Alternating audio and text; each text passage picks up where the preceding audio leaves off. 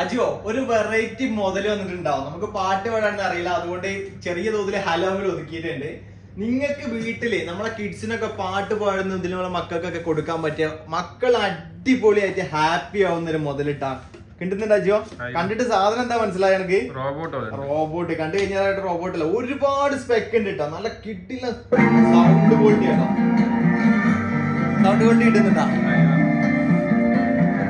നല്ല അടിപൊളിയായിട്ട് യൂട്യൂബ് കാര്യങ്ങൾ, പ്ലേ സ്റ്റോർ എല്ലാതും വർക്ക് ചെയ്യുന്ന മുതൽ വാട്സപ്പ്, ക്യാമറ കാര്യങ്ങളൊക്കെ പ്രോപ്പർ വർക്കിംഗ് ആണ്. ഒരുപാട് ഓപ്ഷൻസ് ഉണ്ട്, ഓരോന്നോരോന്ന് എടുത്ത് കാണിക്കുന്നില്ല.